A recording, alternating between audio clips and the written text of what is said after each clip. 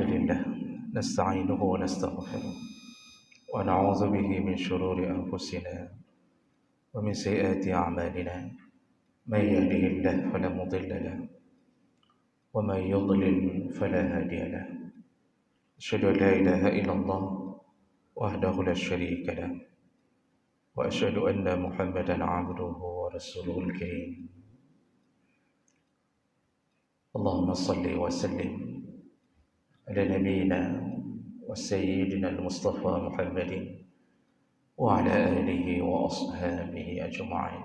أما بعد، رب اشرح لي صدري ويسر لي أمري واحلل عقدة من لساني يفقهوا قولي.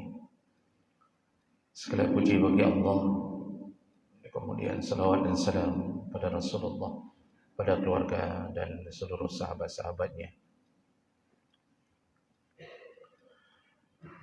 Jamaah salat subuh yang Allah muliakan, insyaAllah kita masih membahas tentang dampak atau akibat mengkonsumsi harta yang haram.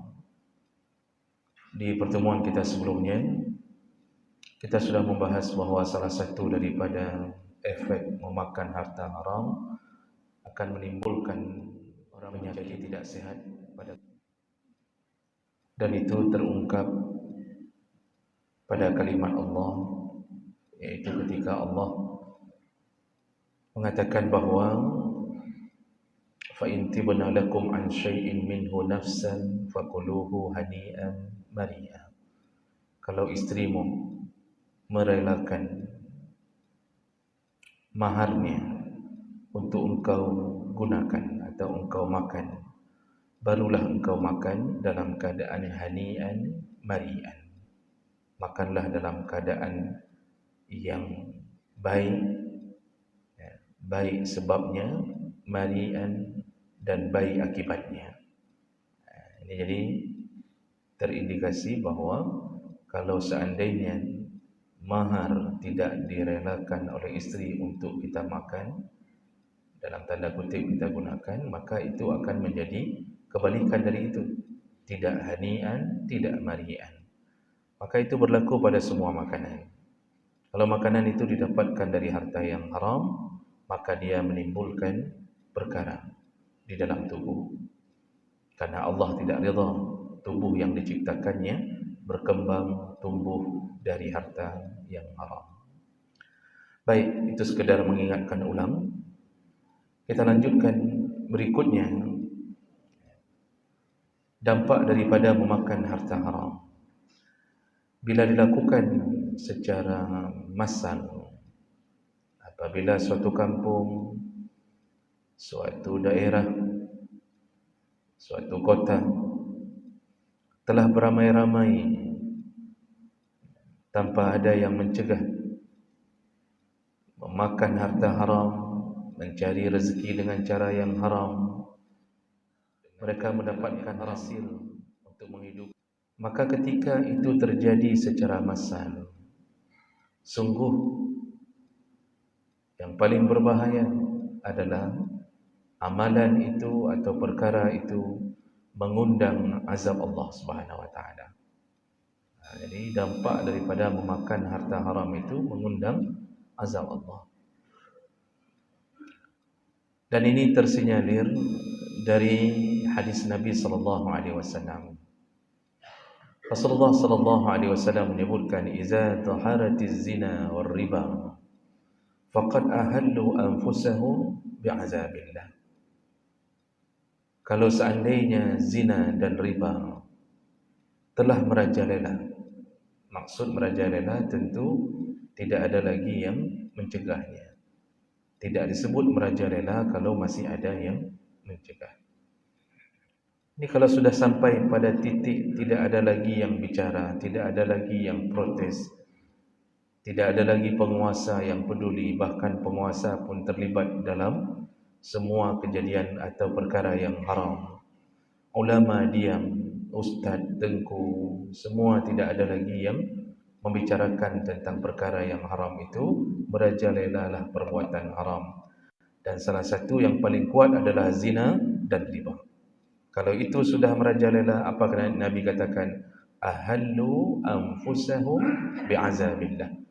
Maka mereka, yaitu penduduk kota itu, penduduk kampung itu, penduduk negara itu, telah menghalalkan untuk ditimpakan azab.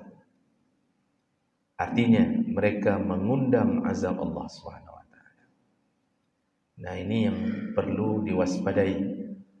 Makanya keberadaan orang-orang yang berani menahan maksiat itu adalah orang-orang yang menyebabkan azab ditunda oleh Allah.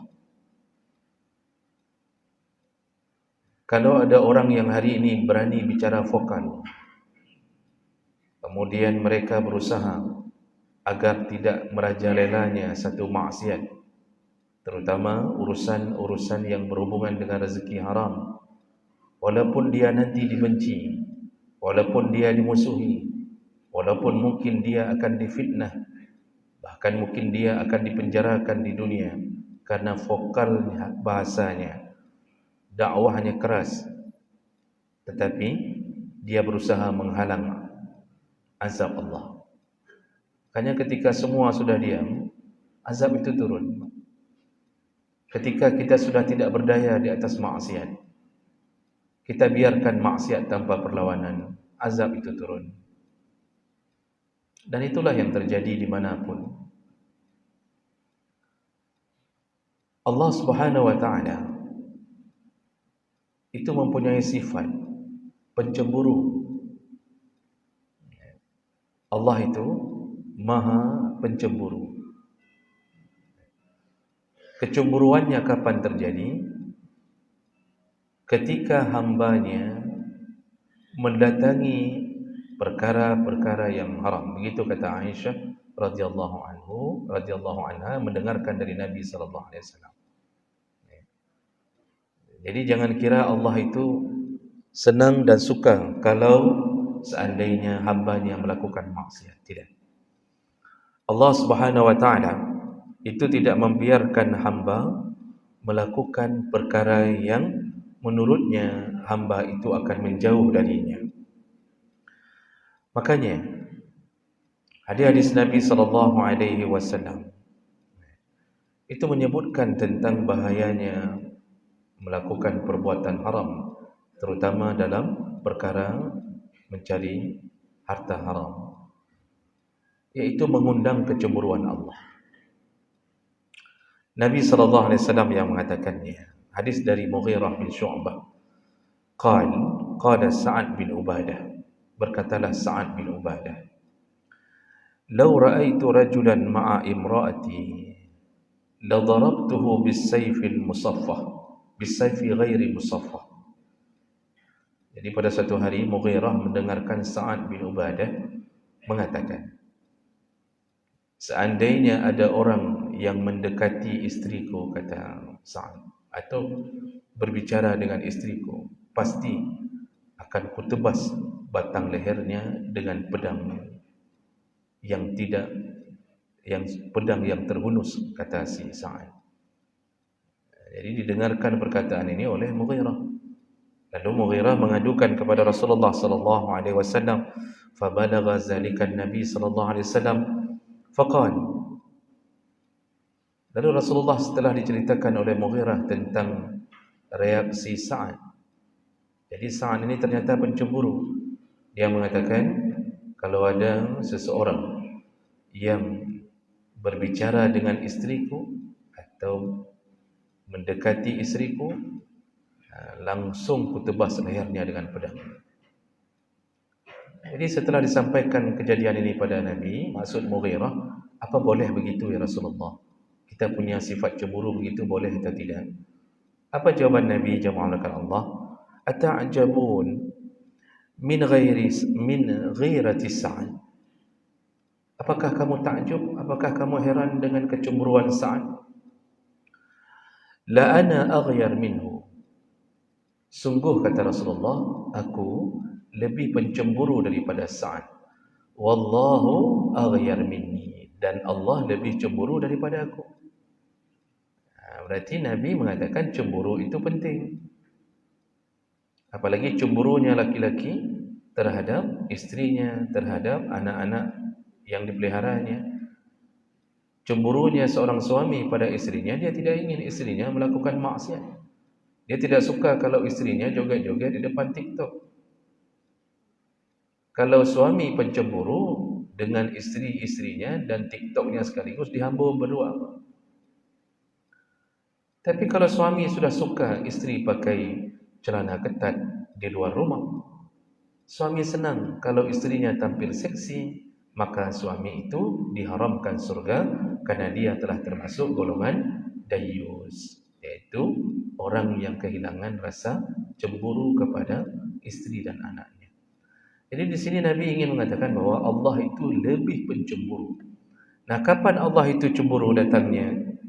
Disebutkan oleh hadis yang lain dari Abi Hurairah radhiyallahu anhu, anna Rasulullah sallallahu alaihi wasallam qala, Rasulullah berkata, innallaha yughar, Allah itu pencemburu, dan cemburunya Allah, wa ghiratullah ayatiyal mu'min ma harramallah, yaitu ketika seorang mukmin mendatangi apa-apa yang diharamkan oleh Allah Subhanahu wa taala.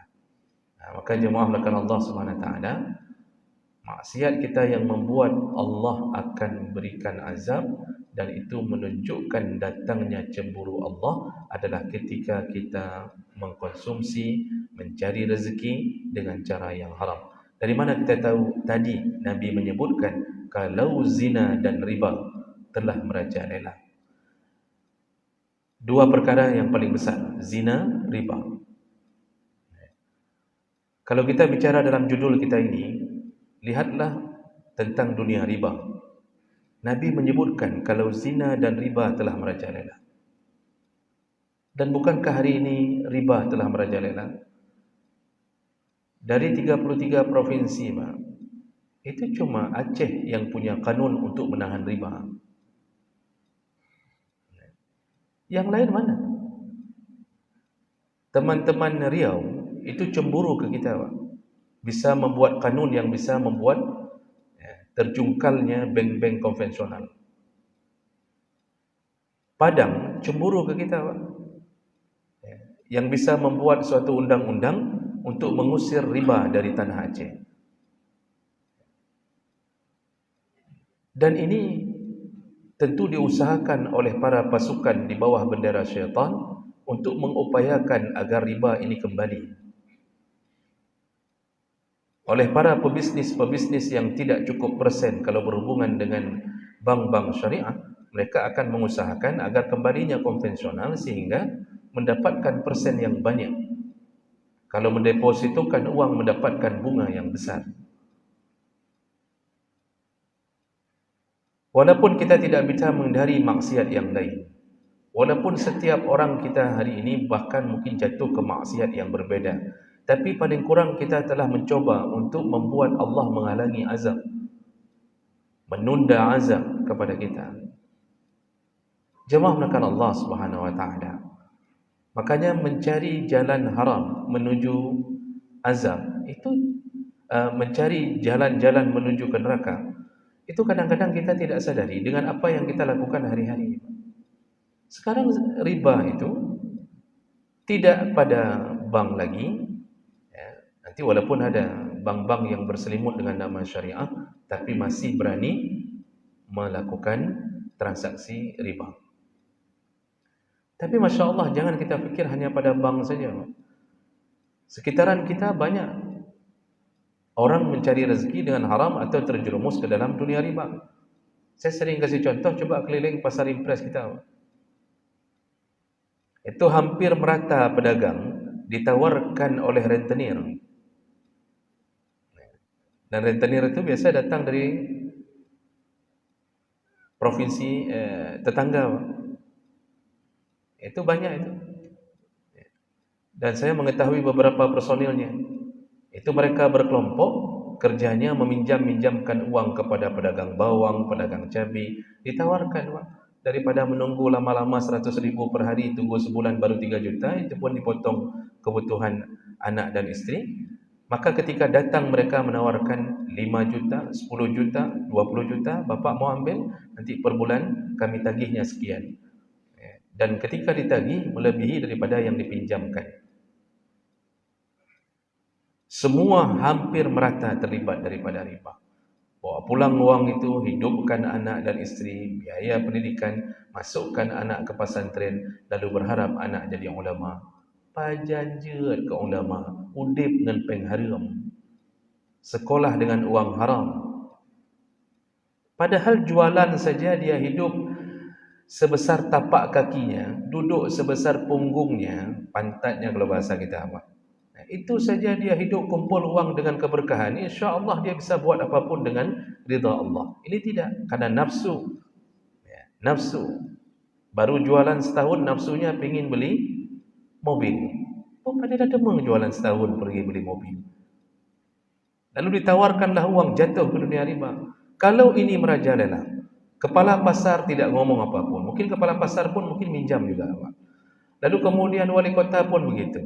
Orang-orang yang berhak mencegah itu pun diam saja. Lembaga-lembaga yang berhak mengatasi amar ma'ruf nahi mungkar di kota kita pun tidak ada yang bergerak. Tidak ada fatwa, tidak ada apa-apa yang haram. Padahal kalau mereka mengeluarkan satu surat, ini haram. Mohon kepada pemerintah menangani rentenir di pasar impres. Contohnya, Pak. Ini langsung saya sebutkan tempat kejadian paling banyak, Pak. Satu surat dikeluarkan oleh MPU kerjasama dengan pemerintah pusat, wali kota turun tangan, itu bisa dibasmi habis semua, Pak. Kalau kami ini mana ada surat, Pak. Kami yang ada cuma surat STNK. Kami tidak berlaku tanda tangan kami. Bapak-bapak yang punya kuasa, kalau diam saja, tunggu lo semua yang tenggelamkan Allah. Riba merajalela, zina Masya Allah, tempat-tempat terselubung, Pak. Itu semua menjadi rahasia umum. Zina terjadi, kita biarkan pelacur masuk ke hotel-hotel. Tak ada usaha mencegah. Yang pacaran hari ini tak berani kita cegah. Kenapa? Begitu kita cegah, dia nampakkan siapa ayahnya. Maka perbuatan haram menjatuhkan vonis Allah, maka Allah akan buat hancurnya satu kekuasaan, hancurnya satu tatanan. Makanya Allah sudah mengingatkan kita. Dalam surah Ar-Rum kan Allah katakan, "Iza dhahara al-fasadu fil barri wal bahri bima kasabat aydin nas." Rusaknya keadaan di langit, di daratan dan di lautan, itu semua akibat perbuatan tangan manusia, kata Allah. Orang hari ini mengangkat ayat itu, bicaranya masalah apa, Pak? Nah, ini lucu juga nih orang-orang nih hari ini. Ini semuanya elemen-elemen guru, pemerintahan. Jadi kalau ingin mensosialisasikan tentang jangan tebang pohon sembarangan, itu ayat ini yang diambil, Pak. Rusaknya di atas daratan dan di lautan akibat perbuatan tangan manusia. Jadi yang terbayangkan, ayat ini membicarakan tentang jangan buang sampah sembarangan, jangan tebang pohon karena menyebabkan nanti akan terjadinya banjir. Kemudian jangan buat apa istilah-istilahnya apa, erosi, pelonggan, abrasi, yang pasti emosi lah. Jadi jangan buat ini, kita harus pelihara kebersihan adalah begini begitu. Ini orang yang benar-benar tidak mengerti bahwa Allah Subhanahu Wa Taala itu tidak mengatakan tentang itu. Kita mau tebang pohon 1000, Pak. Kalau kita taat, tidak akan turun musibah, tidak akan terjadi banjir. Sampah boleh bergelimangan di mana-mana. Paling nanti cuma parit yang macet, tapi yang sifatnya datangnya bencana menghancurkan tidak. Dan itu sudah Allah yakinkan dan Allah sudah patenkan. Lau anna ahlal qura amanu wattaqaw, seandainya penduduk satu negara, satu kampung beriman, bertakwa, maka apa yang terjadi? Apakah Allah datangkan musibah? Tidak. Yang Allah datangkan apa? Lamasubatum min indillah khair. Yang Allah tumpahkan kepada mereka hanya kebaikan. Jadi kalau begitu apa maksud ayat Allah tadi?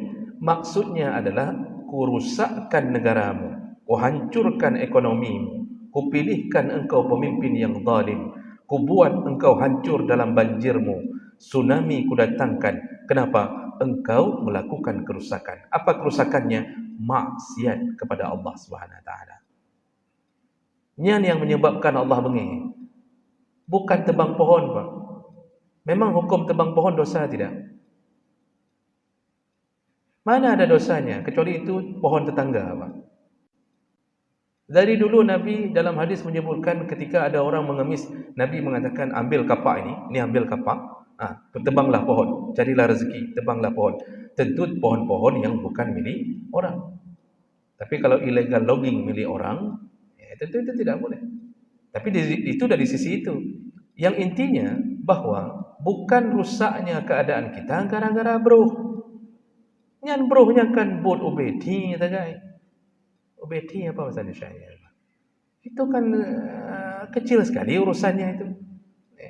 Tapi maksiat, Pak. Ini tidak kota bersih. Pohon tidak ada yang ditebang. Semua melakukan penanaman ulang. Semua orang mahasiswa hari ini dengan seluruh perangkat-perangkat datang ke samping-samping ke pantai-pantai lautan membersihkan pantai. Masya Allah. Program macam-macam tu, Pak. Pegelih pantai, pegelih waduk, pegelihnya, pegelih. Semayang subuh, anak mesti rapihan. Bersihkan ini, bersihkan itu. Itu yang bersih-bersih itu ada solat subuh tidak? Mungkin bahkan tidak solat subuh. Mungkin sebahagian mereka penduduk yang hari ini bergaul dengan dunia riba. Lalu mereka mengatakan apa? Ini kita harus jaga keasrian kota. Kita harus jaga kebersihannya. Tidak lama kemudian Allah hancurkan dengan segala macam musibah. Bagi Allah 5 menit sudah cukup untuk menghancurkan. Tak usah 5 menit, Pak. 3 turn banjir. Hujan saja Allah berikan dengan curahan yang luar biasa. Tenggelam. Walaupun itu kota bersih, selama penduduknya makan haram dan tidak ada yang mencegahnya. Makanya disitulah kita perlu pemimpin yang saleh, yang faham Al-Quran, faham hadis, tahu apa yang harus lakukan. Kalau seandainya pemimpin mengajak kepada kebaikan, dia wajibkan penduduknya semua salat. Lalu dia mulai tegur yang tidak salat. Ditangkap mereka yang tidak salat Jumat. Walaupun kota kita mungkin ada sampah-sampah, tapi insya-Allah tidak akan turun azab karena sampah. Tidak akan turun azab karena sampah. Jadi ini fikir bahawa gara-gara menumpuk buruh, itu azab kan. Yang azab itu turun gara-gara menumpuk maksiat, bukan menumpuk buruh. Walaupun menjaga kebersihan itu baik. Jadi jangan gara-gara tausiah ini kita buang sampah sembarangan juga. Jangan hanya kebucian. Di telefon dong di wali kota, apa dia pegah ni. Yang kita perlu tahu bahawa azab itu turun karena maksiat. Salah satunya adalah ar-riba, makan haram. Makanya hari ini orang-orang kerja, Pak, itu tidak peduli halal haram, Pak. Kerja, dia cari di tempat haram. Jadi jemaah melakukan Allah Subhanahu Wa Taala, mudah-mudahan dengan perkara seperti ini kita bisa mengabarkan kepada orang-orang yang selama ini mungkin tidak terjamah dengan dakwah. Makanya Nabi SAW itu menyebutkan setiap kali beliau habis memberi tausiah, memberi satu peringatan, beliau menyebutkan falyuballigh asy-syahidu minkumul ghaib. Yang hadir tolong kasih tahu kepada yang tidak hadir. Dari dulu, Pak, ada yang tidak hadir karena sakit macam-macam. Itu Nabi katakan yang hadir tolong kasih tahu. Maka hari ini saya katakan kepada bapa-bapa, ibu-ibu yang hadir, tolong beritahukan anak-anak kita jangan kerja di tempat haram, jangan berusaha mencari harta haram. Kalau bukan kita yang mencegah di level keluarga, siapa lagi yang paling kuat pencegahannya? Kalau bukan kita yang bersuara di level keluarga kita, Pak, apakah kita berharap Satpol PP akan turun ke setiap rumah? Tidak. Makanya ku anfusakum wa ahlikum nara. Jagalah dirimu dan keluargamu. Allah membatasi dengan keluarga.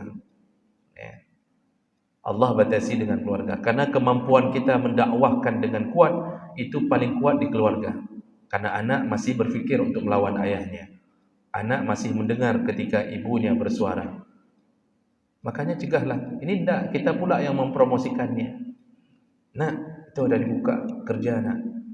Jadi apa mak? Itu tukang tagih-tagih ini kredit.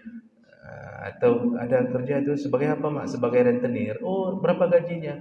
3 juta. Oh, langsung kerja, tak penting. Itu mau haram, mau tidak, kita pula yang rekomendasikan.